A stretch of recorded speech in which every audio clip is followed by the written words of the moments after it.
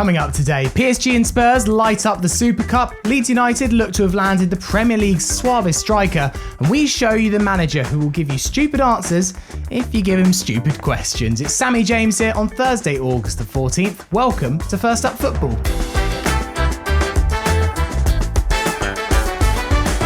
Let's begin with a roundup of the UEFA Super Cup final on Wednesday night that took place in Udine, Italy, between Champions League winners PSG and Europa League winners Spurs. The captains of both teams walked onto the pitch clutching their respective European trophies. Now, in the first half, it was a cagey occasion, but Spurs definitely looked slightly the stronger side. Could it be that PSG's non-existent pre-season was impacting their ability to compete? Well, it certainly looked that way when the Londoners took the lead late in the first half as Mickey van der Ven reacted quickest to Chavalier's save that crashed off the crossbar. Then, early in the second half, Spurs' new captain Christian Romero gave Thomas Frank's team a 2-0 lead. And now Romero's gone to be the deepest one on that side, and he wins a header again and he scores!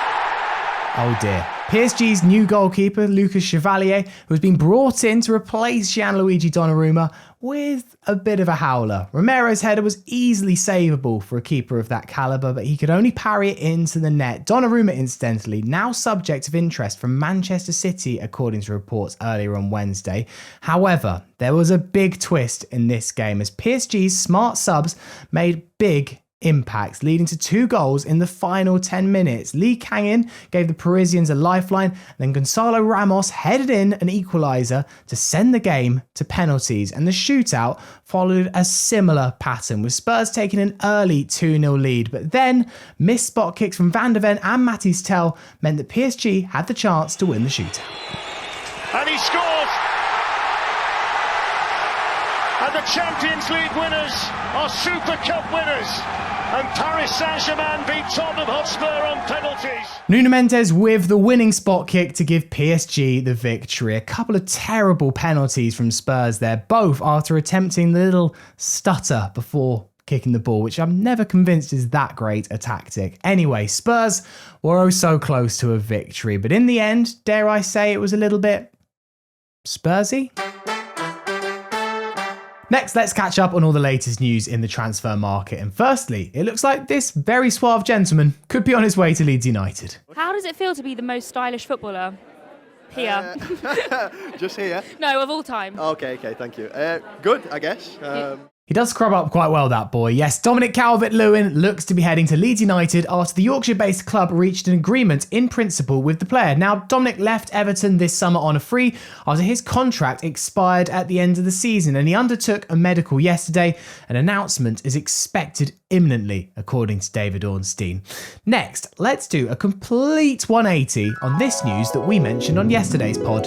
Sources told the BBC that Liverpool are stepping up their efforts to sign Mark Guehi. Fabrizio Romano then tweeted in the evening that the Reds have agreed personal terms with... Yeah, this 180 became apparent on Wednesday lunchtime, first broken by The Sun, who suggested that Liverpool look increasingly likely to miss out on signing Crystal Palace's Mark Guehi because their bid doesn't meet the Eagles' valuation. If Guehi does stay, he is out of contract next summer, and no doubt there will be many clubs circling to secure his signature. However, Liverpool are still potentially close to signing a centre-back. This one, though, might be a slightly less familiar name. The breaking news regards Liverpool. They are in advanced talks with Parma for teenage centre-back Giovanni Leone. Now, the fee being discussed is understood to be between 25 and 30 million pounds. Yes, Parma's teenage centre-back Giovanni Leone looks to be heading to Anfield. The 18-year-old Italian defender has reached a verbal agreement with the Reds, but a deal between the two clubs still needs to be finalised. However, these are all just rumours. Let's tuck in to a confirmed transfer, and that was provided by Bournemouth on Wednesday, who confirmed the signing of defender Bafoda Diakite from Lille in a deal worth around £34 million. Now, this represents a nice little tasty profit for the Cherries, as on Tuesday they sold Ilya Zabani for £54 million to PSG. And if, by the way, you were wondering what Bafoda's favourite food is, we have you covered in that department. What is your favourite food? I like fruit. Right, I'm sorry. I like an apple as much as the next man, and this is probably the reason that he's a professional athlete, but I don't think fruit's an acceptable answer here. Like, if it was your last night on Earth, would you be like, oh no, put away the steak and chips, I'll have a banana and a pear? Not for me. Seems like a lovely guy, but I'm not having that. Also on Wednesday, I can definitely confirm that this had all Fulham fans in a bit of a meltdown. Rodrigo Muniz' potential sale to Italian club Atalanta ramped up. Fulham journalist Jack Kelly tweeted that Muniz was saying goodbye to his fellow Fulham players and that a deal is expected to go through. There was a bit of a curveball here though, as his teammate Andreas Pereira took a photo of him and Muniz on his Instagram story with the caption "Se queda," which means stay in Spanish. However, this could actually be a play on what's become a bit of a meme in football, where Gerard Piqué took a picture with Neymar when they were Barcelona teammates. Gerard's caption also said "Se queda," but then, fairly famously, Neymar left for PSG for a world record transfer fee of 200 million. So whether Andreas was doing a funny or being serious, that Instagram story was swiftly deleted, and we're still currently none the wiser as to whether Rodrigo Muniz will be leaving Craven Cottage.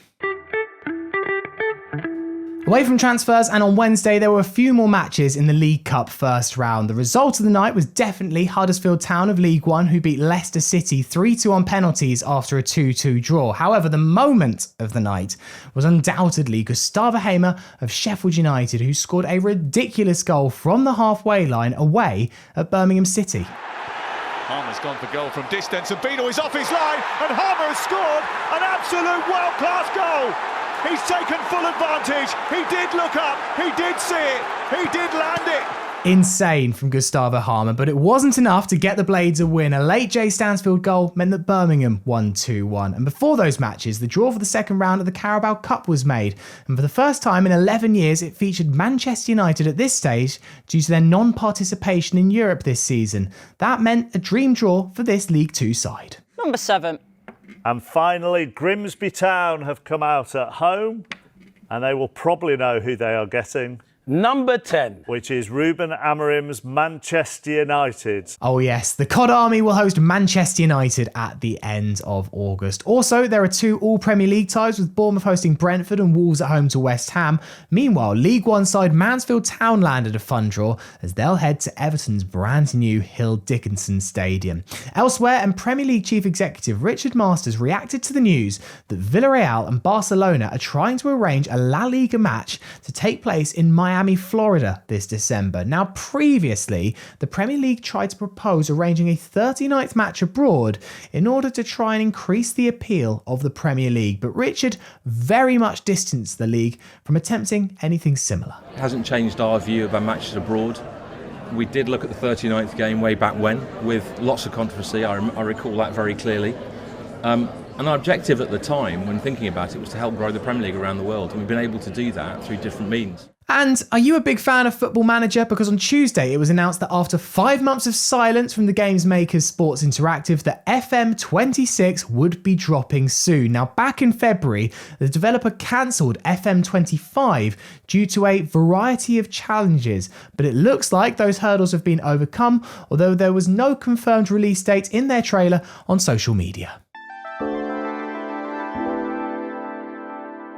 Last up, we particularly enjoyed this frank response in a press conference from the manager of Scottish Premiership side Livingston. His name is David Martindale. Now, David's side have started well in the league this season with 4 points from their opening 2 games, particularly impressive considering they were promoted to the Premiership last year through the playoffs. And David's story is pretty remarkable. He only played football at a junior level before being sent to prison in 2006 for his participation in organised crime. He served 4 years, was released in 2010, and then in 2014 he started working at Livingston Football Club before eventually being made their manager in 2020. And things are looking pretty rosy at Livingston thanks to the club's new American owner, Calvin Ford. Yes, the great-great-grandson of Henry Ford. In fact, manager David Martindale said he was considering leaving the club at the end of last season before Calvin bought the club, and his enthusiasm, passion and desire convinced him to stay.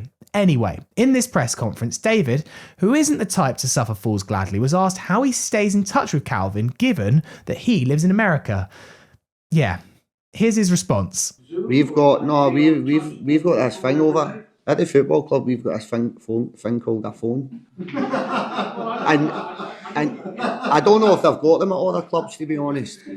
And we've got an app called WhatsApp. I don't know if you guys have got that. So there's an app called WhatsApp, and Me and Calvin have got that on my phone, so we just kind of press that wee green button and we talk to each other. Pretty brilliant, isn't it? Ask silly questions and get silly answers back.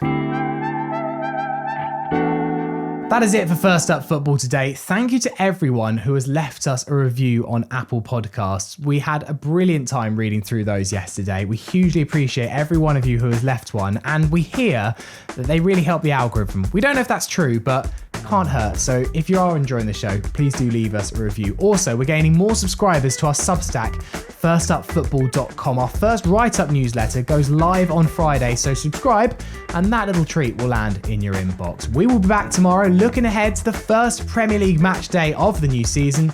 Have a wonderful day.